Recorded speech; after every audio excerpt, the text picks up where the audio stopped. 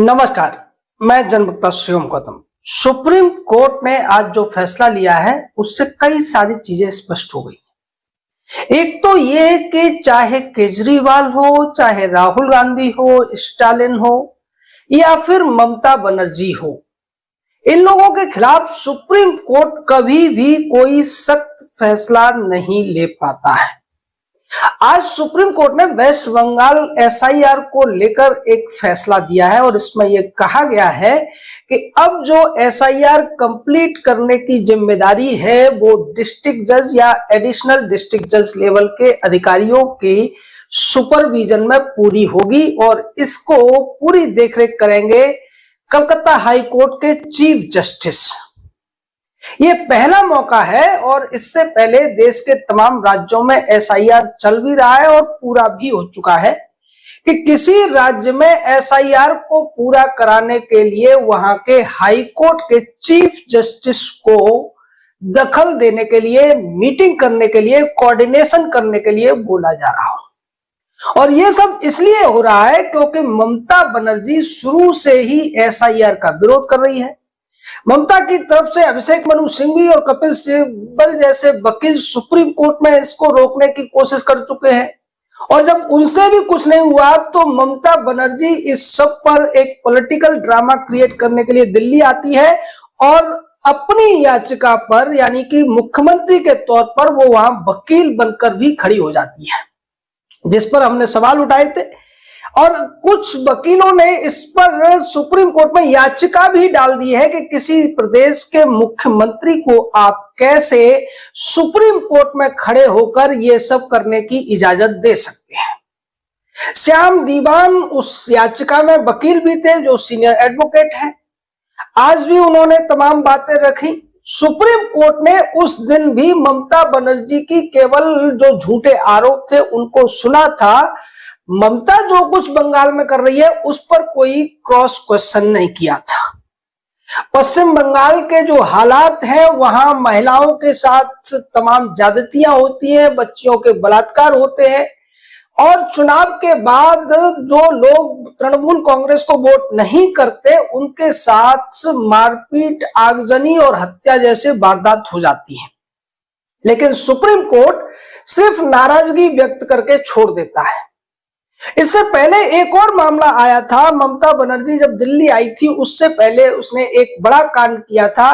कि ईडी के अधिकारियों को रोककर उनसे तमाम सबूत छुड़ा लिए गए थे। एक आईपैक नाम की कंपनी का जो मनी लॉन्ड्रिंग का 5,000 करोड़ से ज्यादा का घोटाला था उसके कागजात को वो ले गई थी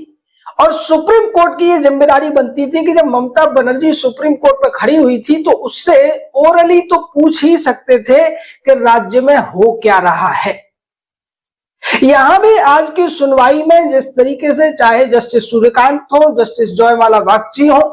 जो सवाल सिब्बल से किए गए या श्याम दीवान से किए गए वो सवाल उतने सख्त नहीं थे जितने होने चाहिए। हालांकि यह भी अभूतपूर्व है कि किसी राज्य में चुनाव आयोग के काम को करने के लिए अब जुडिशियल ऑफिसर्स की यानी कि एडिशनल डिस्ट्रिक्ट जज लेवल के अधिकारियों या रिटायर्ड एडिशनल जज या सेशन जज लेवल के जो जज रहे हैं उनकी सेवाएं लेने की बात की जा रही है और इसकी वजह यह है कि चुनाव आयोग ने ममता बनर्जी से बी ग्रेड के अधिकारियों की मांग की थी लेकिन ममता ने उसमें पर्याप्त अधिकारी नहीं दिए और जो अधिकारी दिए वो एसडीएम लेवल से नीचे के थे। चुनाव आयोग का यह कहना था कि एसडीएम लेवल से ऊपर के जो अधिकारी होते हैं उनके पास क्वासी जुडिशियल पावर होती है, इसलिए उनकी हमने मांग की थी। और यहां ममता के वकील ने यह कहा कि पश्चिम बंगाल में जो एसडीएम लेवल का अधिकारी है वो ए ग्रेड में आता है, यानी टेक्निकल तरीके से ये लोग अपना बचाव करते हुए नजर आ रहे हैं और किसी भी तरीके से एसआईआर की प्रक्रिया को रोकने की कोशिश करते हुए नजर आ रहे हैं। जिस पर सुप्रीम कोर्ट में आज सुनवाई के दौरान सीजेआई ने कहा कि एसआईआर की प्रक्रिया तो पूरी होकर रहेगी और उन्होंने चुनाव आयोग को 28 फरवरी को ही अपनी जो ड्राफ्ट लिस्ट है वो पब्लिश करने की उन्हें परमिशन दे दी है और ये कहा है कि वो बाद में सप्लीमेंट्री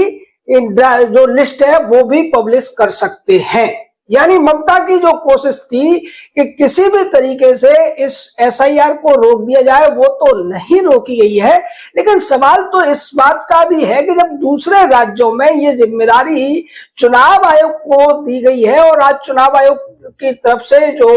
वकील थे नायडू, शेषाद्री नायडू, उन्होंने साफ तौर पर यह कहा कि अगर ये मामला सुप्रीम कोर्ट में न चल रहा होता तो हम इस प्रक्रिया को पूरी कर सकते थे, हम केंद्रीय बलों को इसमें लगा सकते थे। और यहाँ यानी कि पूरा का पूरा ये मामला जो उलझ गया है उसमें सुप्रीम कोर्ट की बड़ी भूमिका साफ तौर पर नजर आती है। जैसा हमने शुरू में कहा कि जब केजरीवाल का केस आया था तो यह सुप्रीम कोर्ट ही था जिसने केजरीवाल को जेल में रहते हुए भी मुख्यमंत्री बने रहने की छूट दे दी थी। यह सुप्रीम कोर्ट ही था जिसने उदयनिधि जो स्टालिन है उसके द्वारा तमाम हेट स्पीच दिए जाने के बावजूद उसके खिलाफ कोई भी कार्रवाई करने से साफ तौर पर अपने आप को अलग कर लिया था। यह सुप्रीम कोर्ट ही है जो लगातार राहुल गांधी जैसे जो व्यक्ति है जो अपने आप को भारत के लोकसभा में विपक्ष का नेता कहता है, उसके तमाम आर्मी के खिलाफ, देश की सरकार के खिलाफ, देश की संस्थाओं के खिलाफ, संवैधानिक तौर पर बैठे हुए व्यक्तियों के खिलाफ तमाम झूठे आरोप, झूठी बातें, अनर्गल चीजें बोलने के बावजूद राहुल गांधी को आज तक सजा देने से हिचकिचा रहा है, या परोक्ष रूप से कहें तो उसको संरक्षण देने का काम अगर कोई कर रहा है तो वो सुप्रीम कोर्ट ही है। ममता के मामले में भी यहाँ एसआईआर के मामले की सुनवाई तो जहां सीजीआई की पीठ कर रही है, लेकिन जो आईपैक का मामला है, जो ईडी का मामला है, उसको दूसरी पीठ को दे दिया गया है। जबकि चाहिए तो ये था कि उस मामले की सुनवाई भी सीजीआई करते और उन्हें पता चलता कि वास्तव में ममता के राज में पश्चिम बंगाल में हो क्या रहा है। ये सारी चीजें इसीलिए हो पा रही हैं क्योंकि हमारे देश की जो अदालतें हैं कुछ राजनीतिक पार्टियों के नेताओं के प्रति एक अलग तरीके का रवैया अपनाती है, भारत के कानून के हिसाब से नहीं चलते हैं, संविधान का उतना ज्यादा सही तरीके से पालन नहीं किया जाता है जितनी कि संविधान में लिखा गया है।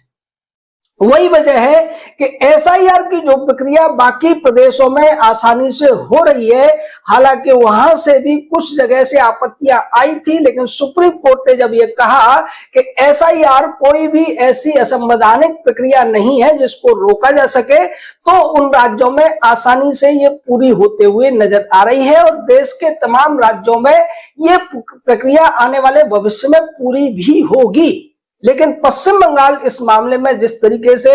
एक अपवाद बन गया है, यहाँ बार बार सुप्रीम कोर्ट की तरफ से डायरेक्शन दिए जा रहे हैं और ममता बनर्जी की सरकार, उसकी सरकार का जो पुलिस का डीजीपी है या दूसरे अधिकारी है, उन डायरेक्शंस को मान नहीं रहे हैं। उसके बावजूद सुप्रीम कोर्ट उनके खिलाफ कंटेम्प्ट की कार्रवाई करने से बिल्कुल भी आप कह सकते हैं कि डर रहा है या उसको करना नहीं चाहता है। इसको किस तरीके से देखा जाएगा आने वाले वक्त में, इन सब की जब समीक्षा होगी तो लोगों को पता चलेगा कि ममता बनर्जी को अनावश्यक तौर पर छूट दी गई थी या उसको जो कुछ वो कर रही थी उसके ऊपर आंखें बंद कर ली गई थी। जैसा कि कहा जाता है कि कानून अंधा होता है, लेकिन कानून तो अंधा नहीं हो सकता क्योंकि कानून किताबों में लिखी हुई बातें हैं। हाँ, जज जरूर उस पर पट्टी बांध सकते हैं या अनदेखी कर सकते हैं और ऐसा ही पश्चिम बंगाल के मामले में होता हुआ नजर आ रहा है। बार बार सुप्रीम कोर्ट की तरफ से तमाम बातें कह दी जाती है, ममता बनर्जी का जो प्रशासन है उसको मानता नहीं है और अब इसीलिए जो कलकत्ता हाई कोर्ट के चीफ जस्टिस है उनकी देख रेख में, उनकी अध्यक्षता में एक कोऑर्डिनेशन कमेटी काम करेगी। वो इसकी मीटिंग लेंगे जिस मीटिंग में रजिस्ट्रार जनरल भी होंगे, चीफ जस्टिस भी होंगे और चुनाव आयोग के अधिकारी भी होंगे, उसके अलावा डीजीपी और प्रशासनिक अधिकारी भी उसमें रहेंगे। यानी अब एसआईआर को पश्चिम बंगाल में पूरी कराने की जिम्मेदारी chief justice of Calcutta high court को दे दी गई है। जबकि इस मामले में अगर सुप्रीम कोर्ट चाहता और एक सख्त आदेश जारी कर देता कि ये प्रक्रिया अगर शुरू नहीं हुई या सही तरीके से इसको कंप्लीट करने में कोई भी अड़ंगा पश्चिम बंगाल की सरकार ने उठाया तो हम इस पर सख्त कार्रवाई करेंगे। तो अगले दिन ही ममता के जो अधिकारी थे, चाहे पुलिस अधिकारी हो या प्रशासनिक अधिकारी हो, वो लाइन पर आ सकते थे। लेकिन यहां सुप्रीम कोर्ट ने ऐसा कहने की बजाय अब इसमें जुडिशियल ऑफिसर्स को भी सामने कर दिया है। अब सवाल ये उठता है कि क्या फिर इसी तरीके से अगर किसी अन्य प्रदेश में भी ऐसी बात आएगी सामने, वहां की सरकार अगर इस तरीके से एसआईआर में बाधा उत्पन्न करने की कोशिश करेगी तो वहां भी जजों को या रिटायर्ड जजों को इसी तरीके से चुनाव आयोग के काम में सहयोग करने के लिए सुप्रीम कोर्ट कहेगा। और ये एक अच्छी परंपरा नहीं है। हालांकि अभी पिछले एक साल में देखने को मिल रहा है कि सुप्रीम कोर्ट में बहुत सी नई नई परंपराएं डाली जा रही हैं। एसआईआर की सुनवाई के दौरान ही योगेंद्र यादव नाम का, जो कि सलीम भी अपने आप को कहता है, केजरीवाल की पार्टी का पूर्व नेता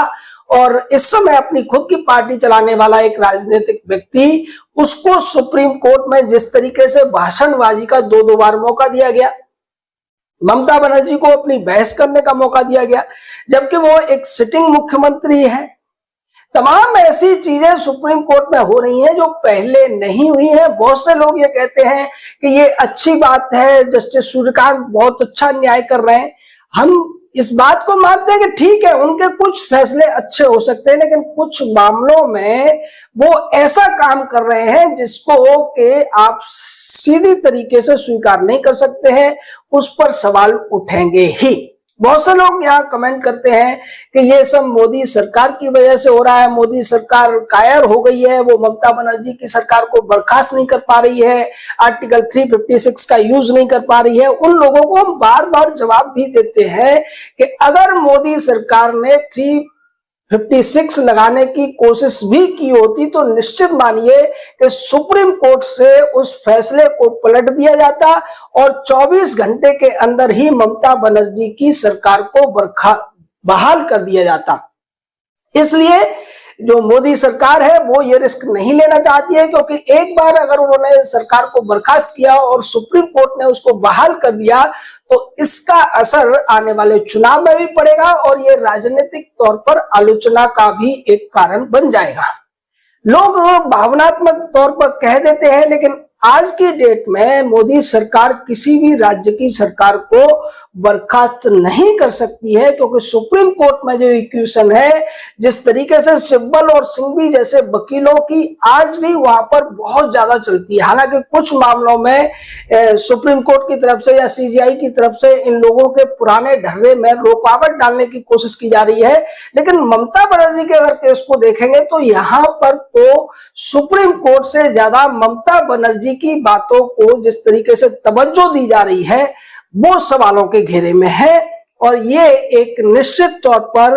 अलग तरीके का अभूतपूर्व फैसला लेना पड़ा है सुप्रीम कोर्ट को। वो चाहते तो ममता बनर्जी को साफ तौर पर डायरेक्शन दे सकते थे, निर्देश दे सकते थे, वो सख्त कार्रवाई की धमकी उसे दे सकते थे, लेकिन ऐसा करने की बजाय उन्होंने ये कहने की कोशिश की है कि 2 संवैधानिक संस्थाओं का टकराव है, इसलिए हम चाहते हैं कि दोनों ही आपस में मिलजुल कर इस प्रक्रिया को पूरा करें। एसआईआर की जो प्रक्रिया है उसको पूरी करके जो ड्राफ्ट वोटर लिस्ट है उसको पब्लिश करें 28 फरवरी तक।